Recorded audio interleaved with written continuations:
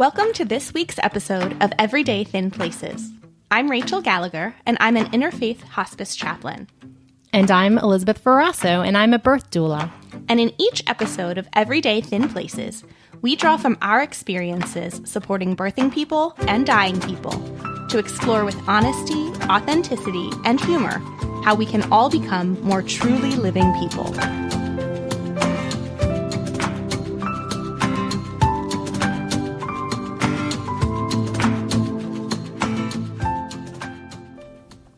All right, everyone, welcome to our introductory episode of a series that we have put together that we've been dreaming about and planning and just feel so excited to finally bring to you. We are going to be talking about the 4 elements. And when I asked a group of Facebook friends about the 4 elements, what did they think of them? Did they think that there was a best order for them to be listed in, to be considered? We had some pretty strong responses from people that right away said, yes, this is how they go. Funny enough, it was the show Captain Planet, the cartoon Captain Planet, that evoked that strong response. Rachel, did you ever watch the show Captain Planet? I did. And I didn't watch a ton of animated shows growing up, but I distinctly remember watching Captain Planet in the early 90s with my little brother and loving it. There was just something about that show that was, I don't know, it drew you in. There was adventure and a purpose to every action, and I loved Captain Planet. As we were talking, you shared that you never really got a chance to enjoy it. I didn't. I think I'm a little too old for Captain Planet. So we have a sort of super fan that we would like to give a shout out to. Mandy from Tennessee, who has been with us listening all along, who gives us great feedback and who has cheered us on and supported us. She also feels pretty strongly about Captain Planet. So this is what Mandy had to say to give me an education on Captain Planet. She said, Captain Planet was a cartoon in the 90s about the environment. The Planeteers all had their own elemental superpowers: earth, wind, water, and fire. They would rescue baby animals from slash and burn practices in the Amazon or save people from water poisoned by toxic runoff. But the mission was always started by the Planeteers coming together and saying in unison, "Our powers combined, we are Captain Planet and the Planeteers." And Mandy admits, slightly embarrassingly, she says that Captain Planet was her first celebrity crush. That 10-year-old Mandy was 100% sure that she was going to marry Captain Planet. She even actually sent me a screenshot showing her husband, who she did marry, next to Captain Planet, and swears that minus the blue skin, they're twins. So, so whether it was being introduced from Captain Planet, or I think I remember in school learning about the 4 elements. I think most people, if you'd say, what are the 4 elements, they would at least know what they are. But I wonder if people have thought much more about them. And I guess we're going to give them the chance to do that through this series. Do you want to share a little bit more about what we've learned about where these 4 elements as sort of a system of understanding things came from? Yeah, I mean, I think it's interesting that this concept of there being 4 elements is so widespread. So if you look at history and philosophy and even, the beginnings of what we consider modern medicine and science, you can trace back this idea of the 4 elements to different cultures in different times and see that there were philosophers talking about this all over the world.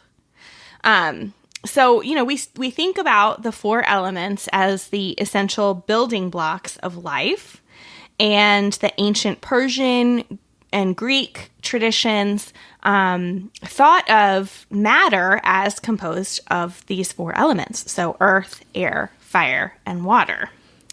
And their thought was that if we could just figure out how to master and harmonize these elements, we could perform miraculous feats like healing illnesses, prolonging life, and even like transforming physical substances. So turning different metals into gold and making magical tools like lamps that would burn forever.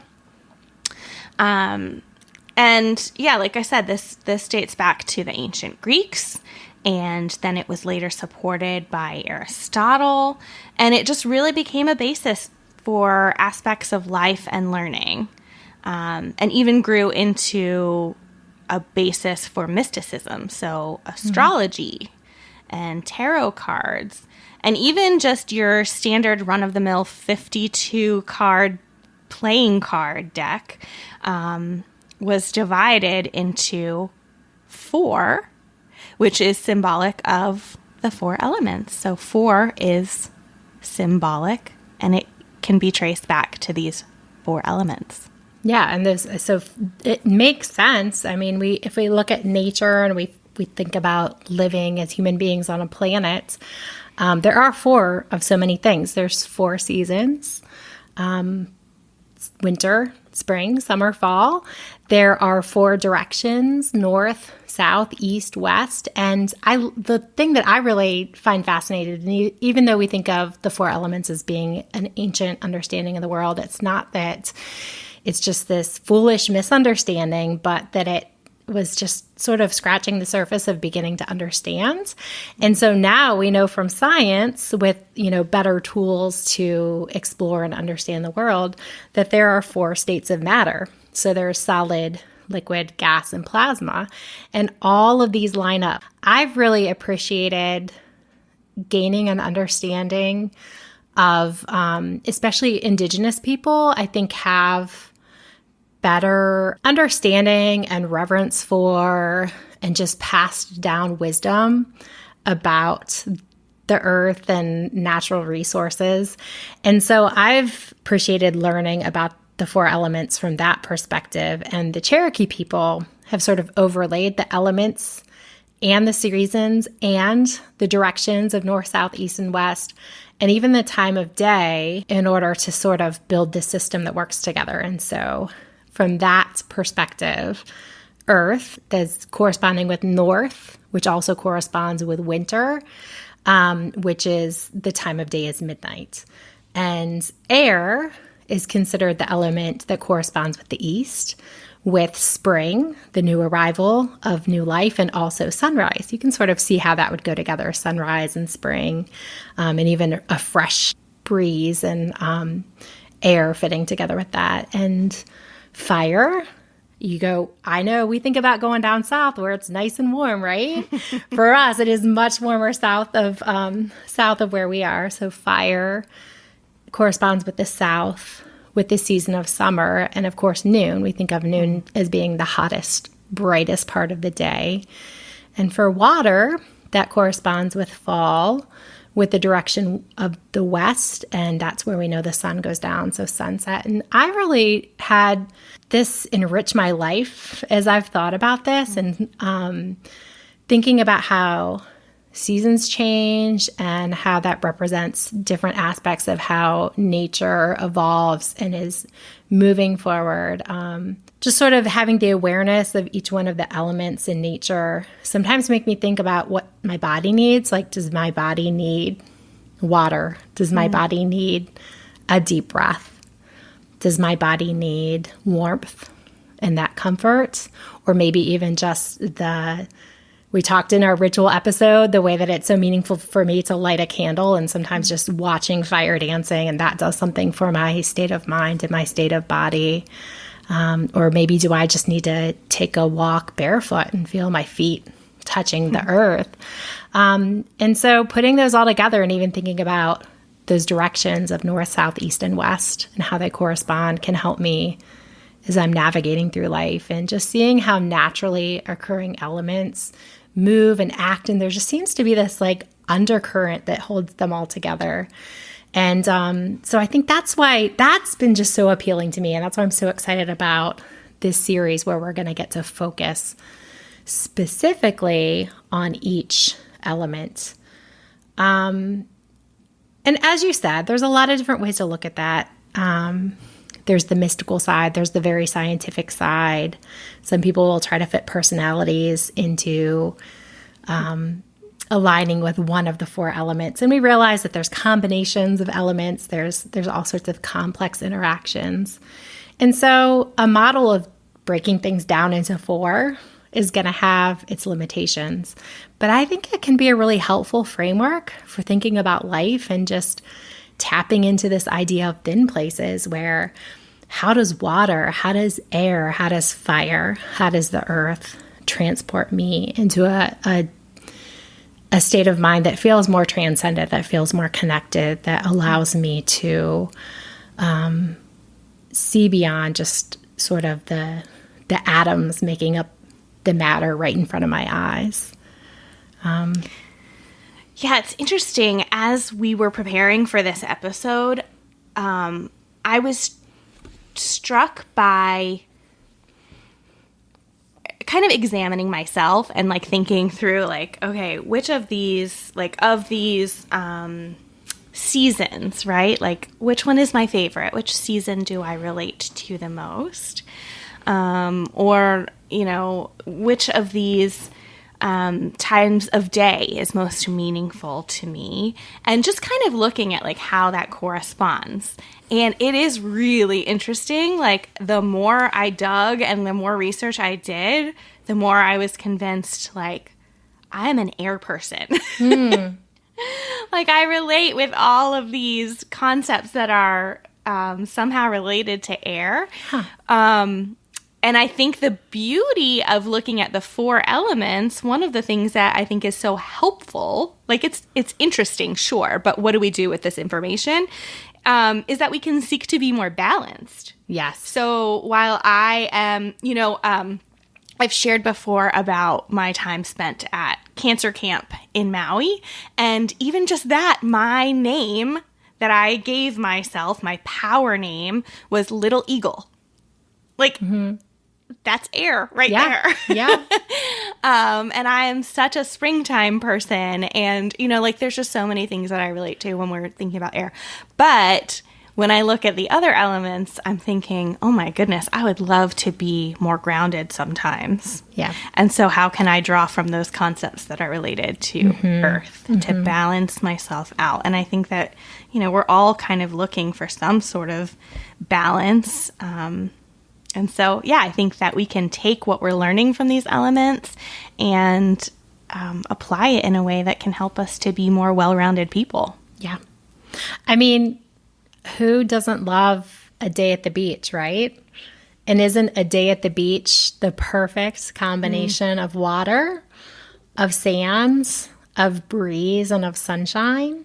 You know? And so I think that balance, and even more than just balance, that sort of integration of how all these elements work together to make a rich life. So it is great to pay attention and just sort of take inventory and understand each one of the elements, because maybe there is one that we favor and maybe there is one that we neglect. And so we'll be giving everyone a chance to ponder and to think more deeply about each one of them in this series coming up. But because with our series, we're not going to be focusing really exclusively or even mainly in the individual episodes about birth or about death. We've got some amazing guests lined up who are going to be talking about all sorts of things.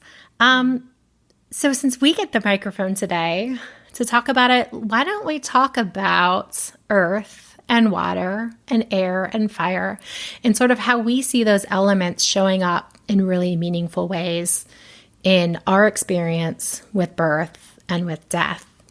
Sound good? Sounds great. All right. So with Earth, this is what I think of as, first of all, what do we call our planet?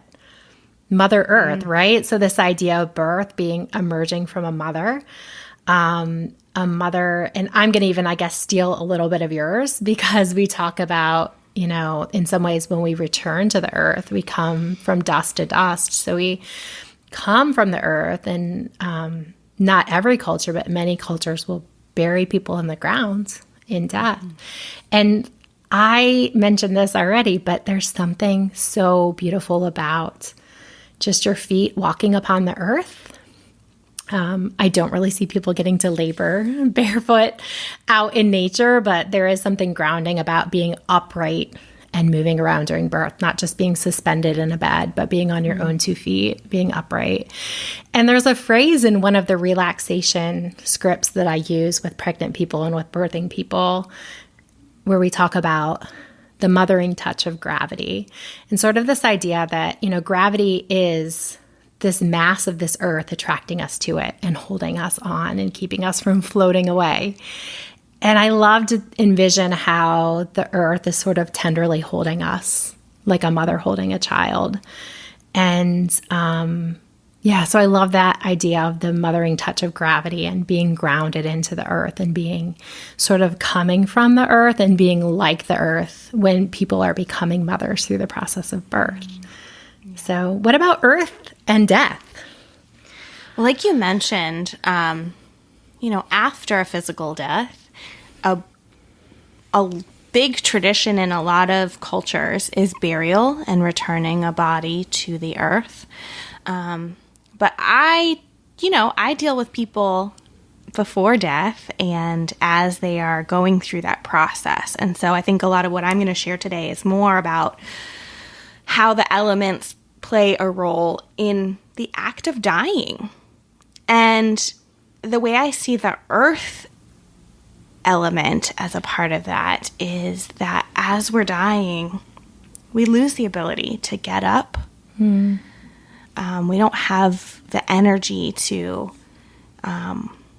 really do anything except to just simply be, which can be scary if you're not used to seeing someone like that or if you're not expecting that, but really is a beautiful thing. Like all you can possibly do is be present. And one really common experience that people have as they die and as they're getting ready to die is that they feel as though the earth is not supporting them. So if you think about if you've ever had an experience where you're kind of drifting off to sleep and you're not quite in that deep sleep phase, and for some reason you jolt yourself awake and you feel like you're falling, but you're not falling. You're like firm in your bed. It's kind of that same feeling of the earth just isn't supporting you.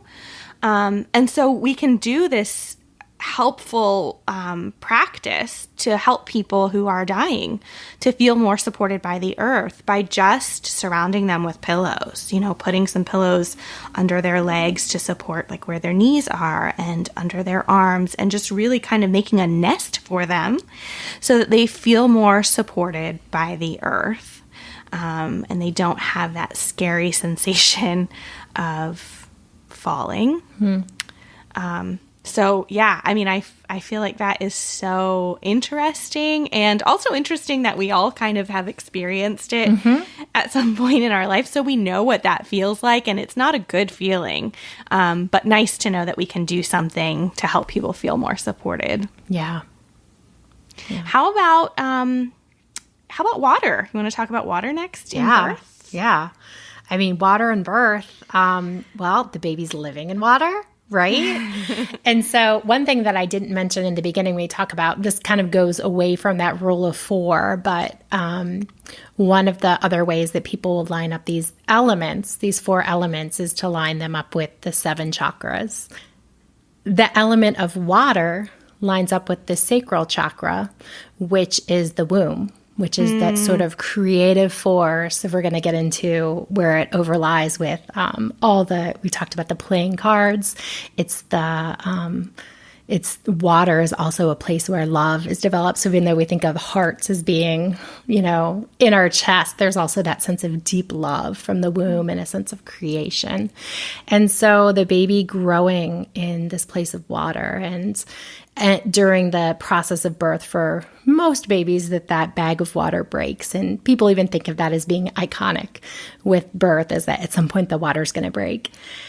But this, for my role as a doula, water is a tool that we use for comfort. And so getting into a tub, the tub is called the midwife's epidural. And so when there are not pain medications to help someone cope with the discomfort and pain of labor, submerging oneself into a tub can be so helpful. And I know for myself, not only in birth, but in everyday life, I like a tub, but I love a good shower. And so being able to get in the shower, feeling the water run over you, it's sort of practically and symbolically, the water washes away a sense of pain and tension and just sort of negative or overwhelming feelings. I notice our water bill going up if I get sick because I will get in the shower and stay in the shower for 45 minutes. If I'm ever not feeling well, I go right to the shower because there's just such a sense of comfort in that flowing water. And so, of course, it works well in life, but it's a tool that we love to use for comfort during birth as well, to surround or cascade water over top of a person who's laboring. Yeah, I have a friend who is just so in love with water. Like any body of water, she wants to dip her body into it. Mm-hmm. And we've been on vacations together, and she has just said, like, you know, when we're on vacation, like, what do you want to do today? I don't care what we do. I just need to get in the water. Mm-hmm. And often it's the ocean or the Gulf of Mexico. But yeah, or, you know, if it's a pool, it doesn't matter. I don't care. I just need to get in the water. And I can relate to that. You know, when I feel stressed, oftentimes one of my best stress relievers is to get in a bath and just be present in water. Yeah. And I love how you talked in our episode a couple of weeks ago on ritual about the beauty of bathing and caring for a dying person's body. Mm. I'm sure there's that. What else are ways that water as an element brings to mind images of dying with dignity and in a good way? Well, I think it's interesting, you know, we have been taught that our bodies can't function without water. Like it's one of the things that we need to function. We can't go for very long without it. But as people die, they start to need it less and less. I mean, they are dying. And so it's interesting. Loved ones really want to make sure that the dying person has something to drink. It's just one of the ways that we show love for each other, knowing that it is such an essential part of life. And oftentimes, you know, as people get really close to the end, their body, you know, the organs are starting to kind of shut down, and they can't actually tolerate liquid in the way that a fully living, thriving person can. And so one of the ways that we kind of help people to find the comfort that they will get from water or a drink or liquid is to just kind of swab their mouth with a wet mouth swab. So that's one way that we can continue to incorporate water to provide comfort for people.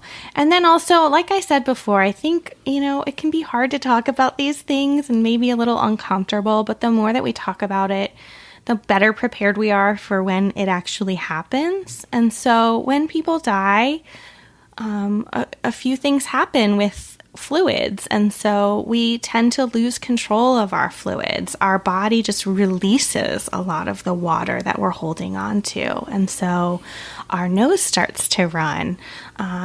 You know, saliva starts to kind of run out of our mouths. Our eyes may water. And that's all a natural, good, healthy thing that the body does as it's getting ready to die, is to release that water that has been so essential all along. And I guess it's worth saying that around birth and around death, there's also just the healthy flow of tears. Yeah. And water leaving our own bodies as the people who are witnesses. I have yet to, in all of, I've attended I, by last count, like 75 or so births. I also watch the same videos over and over again. I have probably in the hundreds of times seen some of the same birth videos that I show to my classes. I still cry every time a baby's born. I still cry when I see this same birth video, this same person who I've seen give birth on this video all these times. Like, I just can't keep the tears in. There's something about having a profound human experience, whether it's joy or loss, that our eyes release water.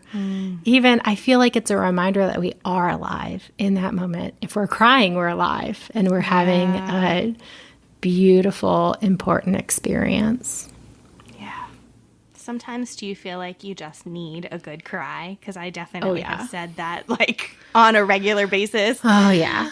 I just need a good cry. And sometimes it's, watching a feel-good movie. But other times it's thinking about sad things, because you just have to get those emotions and those tears out. Yeah. It's cleansing and good and a natural part of life. Absolutely. What other natural parts of life do you see as we talk about these elements? Well, I guess if we move on to air, it's worth noting that when you think about pregnancy and birth, air, breathing. I am a Lamaze certified childbirth educator, and I didn't realize when I became a Lamaze certified childbirth educator that it was going to be nearly a full-time job to undo people's misconception that Lamaze is about breathing, and that if you come to my class, we're going to spend exorbitant amounts of time learning how to hoo-hoo, hee-hee, special ways of breathing in order to sustain you through labor. And the reality is that there aren't really special ways of breathing. I tell people ahead of time, please don't be disappointed. We're probably going to spend 5 to 10 minutes maximum talking about breathing in particular in labor and in birth. Because really what we want by breathing is we just want good deep oxygenation, for the way that it helps our body to relax, for the way that oxygen delivered to our muscles helps them to work efficiently. If you think about having a bad cramp, it's because you're not getting good oxygen to that muscle, right? And so that's painful. And so we really can combat unnecessary pain in labor by good oxygenation. But there's that practical element of, yes, we're breathing. But two of the other elements of air that I think of when I think about labor and birth is that breathing is rhythmic. And rhythm is so important for moving through parts of life that feel really overwhelming. When we tend to do that, we rock our bodies in certain ways. We twiddle our thumbs. We listen to music. We do different things with rhythm. And so breathing is sort of a way to impose rhythm upon the intense experience of birth. And so that breathing in for 4 through your nose and out for 4 through your mouth and sort of counting as you go can be really powerful. But I also encourage people in labor that we bookend every contraction with what we call a hello and a goodbye cleansing breath. So cleansing breath sounds like this.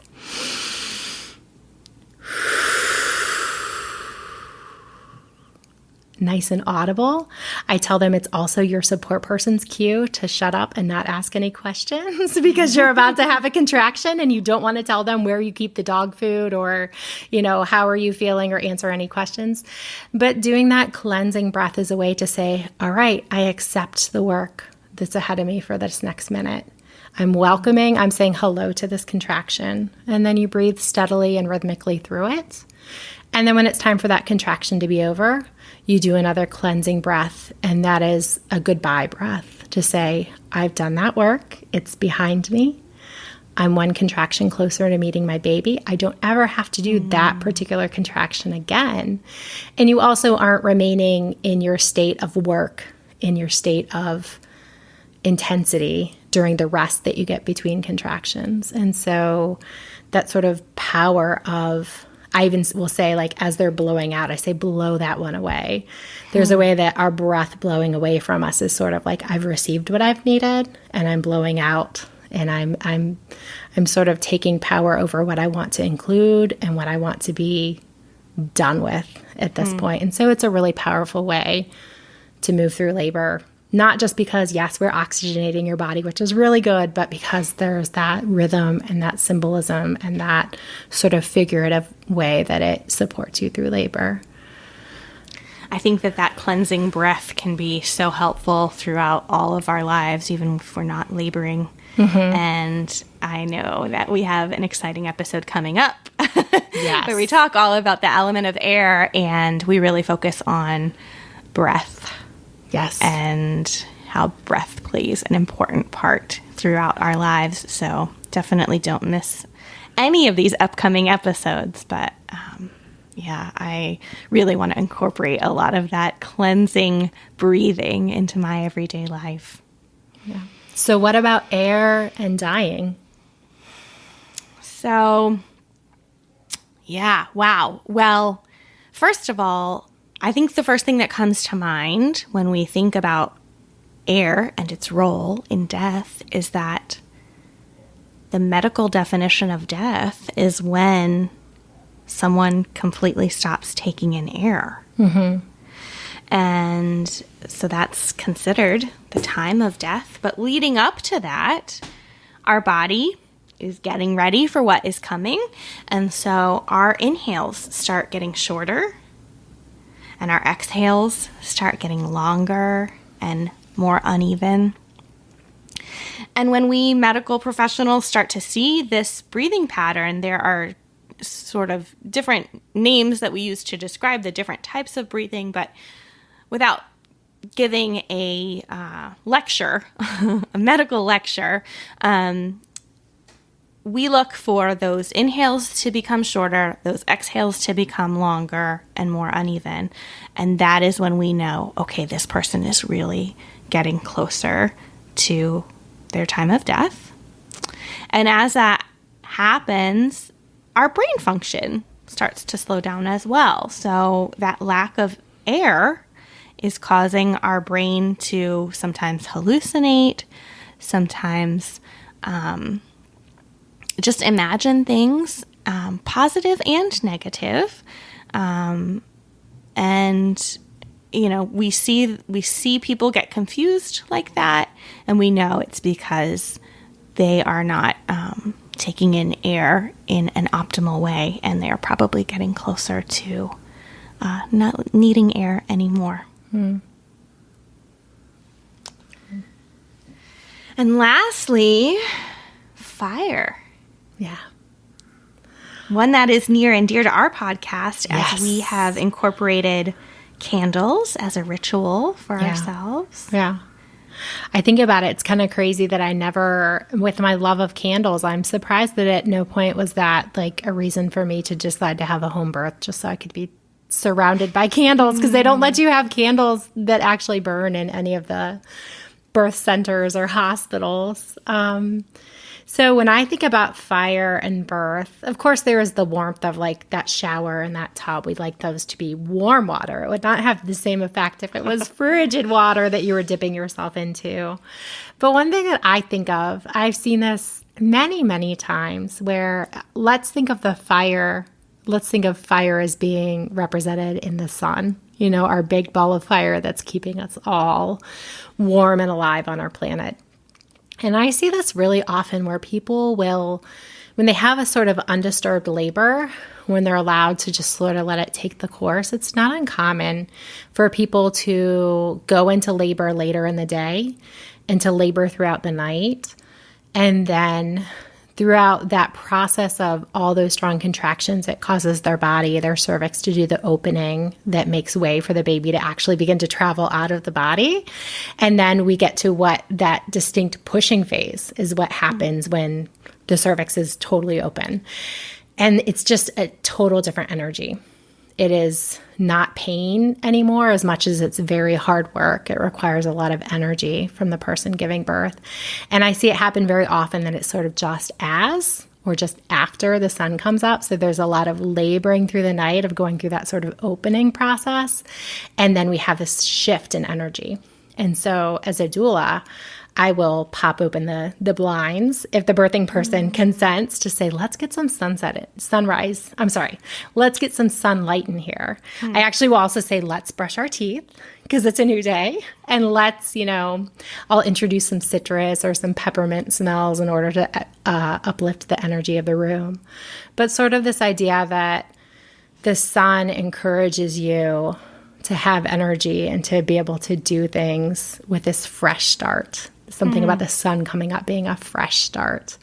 And so I love this idea of the sun guiding us. Another way that I really feel this is I love it. We mentioned, I think, on an Instagram video, I don't think it was in our podcast, about camping, my family's love of camping.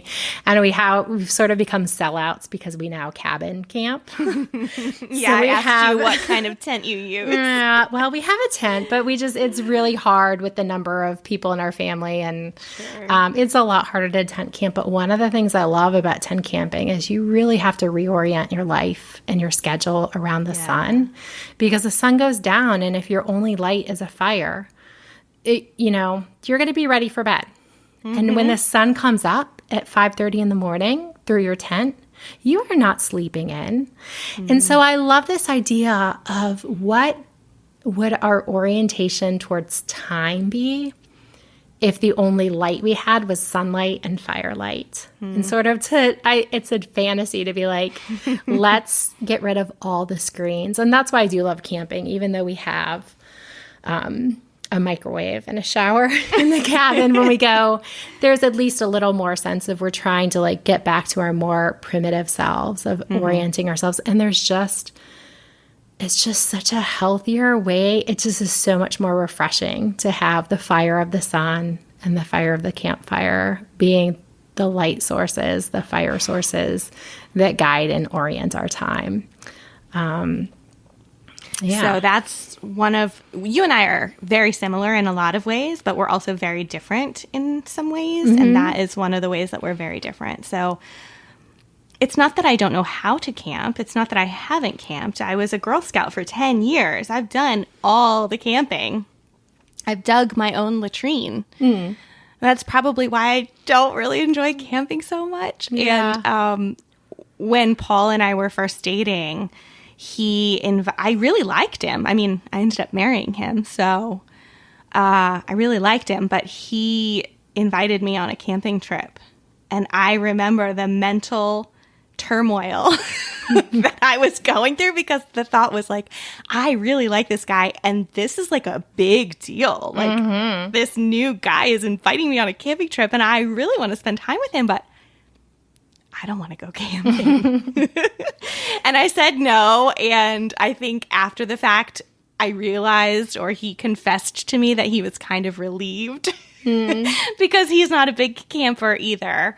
So that's definitely a way that you and I are different. But I do appreciate the fire aspect of camping. And so maybe a happy medium for me is just showing up at somebody's campsite for the fire and then going home to my nice cozy bed to sleep.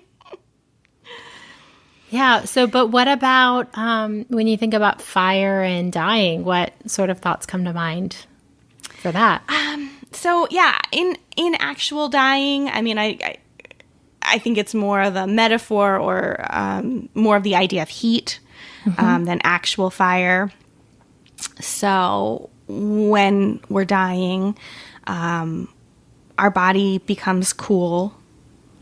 Our heat kind of withdraws from our feet and our hands. So that's another way that the medical professionals will be able to tell how close a person is to dying, is by feeling the temperature of their feet, especially, and their hands, because the heat is coming all into their core to prepare them for that actual act of dying.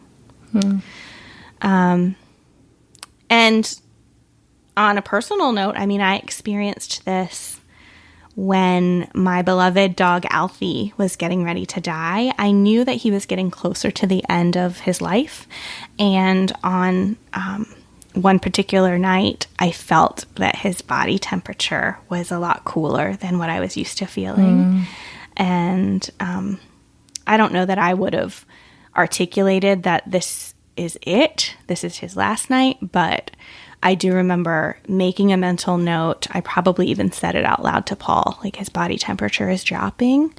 And I spent a little bit of extra time with him that night. I got down on the floor to say goodnight to him. And it was that change of his temperature and the lack of heat in his body that cued me into that. So that is definitely a telltale sign that we can pay attention to know when someone is getting closer to dying.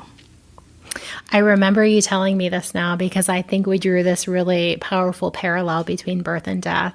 Because I was sharing with you how when a baby is born, the oxygenated blood doesn't really know how to travel to their hands and feet yet. And so their hands and their feet are often blue because the circulation is not reaching there. The circulation is going to all the core organs and to the brain, to the really, really important parts. But it isn't usually until hours or days later that a baby will get, pinkish, flesh tone hands and feet to match. And so it's so interesting to think of air as a first breath and a last breath, and to think about the heat of the extremities and the cooling of the extremities, to think of, even how you said, like, I think about the grounding of wanting to be on your feet as a birthing person versus lying down in a bed and being surrounded by pillows, as you described, for a dying person. It's so interesting to see these parallels. And of course, we are the birth junkie and the death junkie. And so we love talking about all these things. I hope people are fascinated to hear about them. But the reality is that we have said over and over again, we want this to be a podcast about all of life, and we want it to meet everybody in some way that it causes them to experience ways in their everyday life that they can take advantage of these transcendent moments that we call thin places. Yeah. Yeah.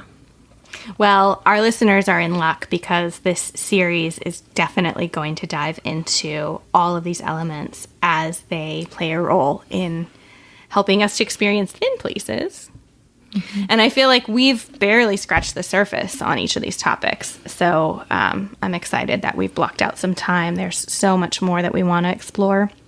And we also want to include our listeners in those conversations. It's one of our big hopes that we can hear from all of you, our listeners, about these topics and about what questions you have, and even just comments and thoughts about these elements. So we would love to hear from you on our Facebook page. You can find us at Everyday Thin Places on Facebook, or email us at everydaythinplaces@gmail.com. And we're thinking that we'll wrap up this series with another episode where we cover questions that you all have. So please share them with us. Yeah. And as Rachel said, there is just so much to talk about when considering the 4 elements. And so these next 4 episodes will do the topic much more justice as we take them one by one. And we're going to be inviting the voices and the perspectives of other people to talk with us about the way that earth and water and air and fire can open up thin places in our lives.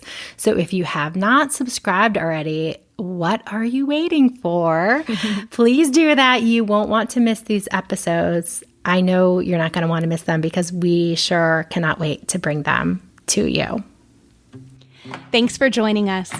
Now it's our turn to hear from you. So would you do us a big favor and go into your podcast app and rate us?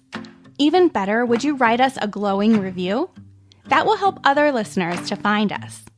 And make sure to subscribe so that you don't miss a single episode. You can also visit our website at everydaythinplaces.com, where you will find all sorts of fun and interesting information, as well as learn about how you can help to support this podcast and earn special exclusive perks. There you will also find links to follow us on social media, Or else just pop directly over to Instagram or Facebook, where you will find us at Everyday Thin Places. Thanks so much for joining us today. Until next time, I'm Elizabeth. And I'm Rachel. Bye.